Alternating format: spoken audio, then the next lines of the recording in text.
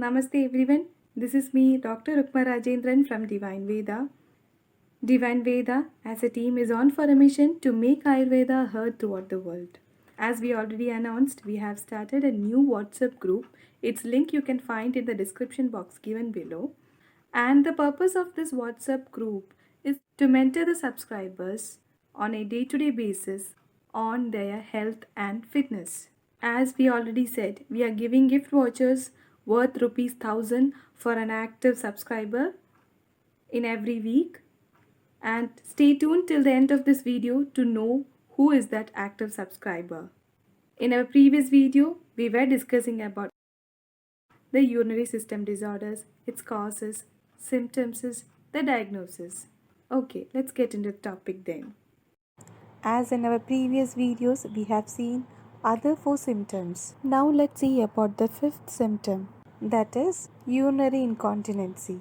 The inability to control the flow of urine, leading to either constant or intermittent accidental leakage. Rarely talked about adult incontinency. A cause of embarrassment, it impairs an adult's social life and self confidence as well, is common across the world. Of these, 80% are women. The reason women are more susceptible is because most of them suffer injury during childbirth, as this can weaken the pelvic diaphragm or pelvic muscles. Besides childbirth, a range of factors such as stress to the urethra, an overactive bladder, even the neurological disorders can also lead to this condition.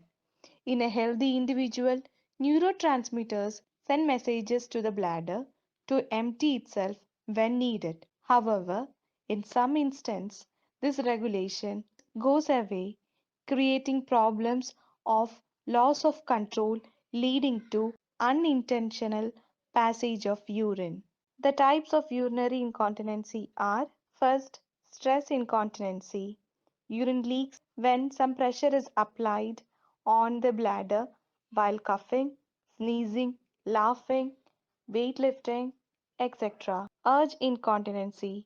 You have a sudden, intense urge to urinate, followed by an involuntary loss of urine, and it is more commonly seen in children as they pass urine in the night, and it is called as nocturia. Overflow incontinency. You experience frequent or constant dribbling of urine due to the incomplete urination. Functional incontinency. A physical or mental impairment keeps you from making it into the toilet in time. Example, paralysis in severe arthritis cases. The diagnosis of urinary system disorders are urine culture. The urine culture detects and measure various components of urine as well as to detect the pathogens which causes the urinary tract infections. USG scan to visualize the kidney and urinary bladder for finding any structural abnormalities, etc. Cystoscopy. In Ayurveda, diagnosis of a disease is done with urine examination, as it will help in to know the doshic predominance and the prognosis of disease. It is considered to be the one among the eightfold examinations. Those eightfold examinations are Nadi Pariksha, that is pulse examination, Mutra, that is urine examination, Purisha or Mala, that is stool examination, Jihwa, that is tongue examination, Shabda, examination of sounds, Drig, inspection, Akriti, examination of whole body. Taila Bindu Pariksha. What is Taila? Taila means oil, Bindu means the drops, and Pariksha means examination. Exactly. So it is oil drop examination. Let's see what is it. For this, the urine is collected in the early morning and also the initial streams are discarded and only the middle and end streams are collected. The two ways of urine examinations are Drik and Taila Bindu Pariksha. In inspection or Drik examination, there are four factors which are considered. Those four factors are color, smell, touch, and interrogation. In the color examination, if the color of urine is white, then it is said to be a Vata predominant urine. If it is of yellowish color, then it's considered to be Pitta. If it is reddish color, then it's considered to be vitiated with Kapha dosha. As the three doshas are vitiated, the color of urine will be blackish. Though the urine color can suggest the underlying medical conditions, but it can also be seen for the minute changes in your diet or lifestyle, like lack of proper water intake or intaking beetroots, carrots, blueberries in your diet, and also even with some medications. As these all can alter the urine colors, which is very normal. Smell. The normal smell of urine will be altered with some medical conditions and also due to some medications and diets like asparagus. In interrogation, the physician has to interact with the patient. With this, the physician will be able to know the doshic predominance with the symptoms explained. The more details about the Prakriti analysis is being given in our previous videos. You can check those videos in the link given in the description box. Now let's see how the Thaila Bindu Pariksha is done. As the name suggests, Thaila means oil, Bindu means drops, and Pariksha means examination. So the testing is done by dropping oil into the urine sample, and then with the movement of the oil in the urine, the analysis is being done. The procedure involved are put one drop of oil in a urine sample which is being collected as explained. Now let's see how to find out the analysis. To find the doshic predominance in the urine, if it is a Vata, the oil will attain a round shape. If it is Pitta, the bubble formation will be there. And if it is Kapha, fine edges of oil will be there. If it is Tridosha, then the oil will sink in the urine. The treatment protocols followed in Ayurveda are urinary tract disorders are caused by the imbalance of three doshas. Ayurvedic treatment for urinary tract disorders involves flushing out infection with detoxification, cleaning out blockages of urinary tract, and administrating herbs that can tone the kidneys and normalizes the function of apana vayu. Nidana parivarjana, that is, the causative factors are avoided. Deepana pachana chikitsa. This is done to increase the metabolism. For a panchakarma therapy, as a purva karma, we can follow snehanam.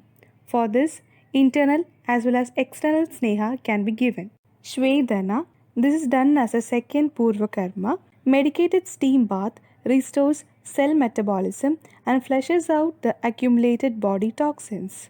And also we can give medicated enemas. A mixture of medicated herbs are administered to the colon via anal canal. Virechana, therapeutic purgation. Uttaravasti, Ayurvedic enemas are administered to the patient through the urethral or vaginal route. Shamana Chikitsa, the usage of medicines which are having the property of both mutrala, coolant, etc. can be used. There are various Ayurvedic formulations which can be used for urinary tract disorders. Mainly, the single herbs which can be used are Gokshura, Punarnava, Guduchi, Chandana, Varuna, Pashana Beda, Yava. Now let's see about the diet.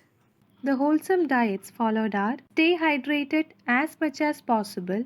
Add as many as probiotics in your diet, like curd, buttermilk. Also limit the sodium intake. Include fruits like apple, grapes, pomegranates, orange, pineapple, papaya. Include more vegetables like radish, cucumber, broccoli, bitter gourd, ash gourds. Have more fiber rich food like kidney beans, whole grains. Include spices in your diet. The yogasanas which has to be followed for a healthy urinary system are Sedu Bentasana, Bridge Pose, Malasana, Uttanapadasana, Pavana Muktasana, Artha Matsyendrasana, Gomukhasana.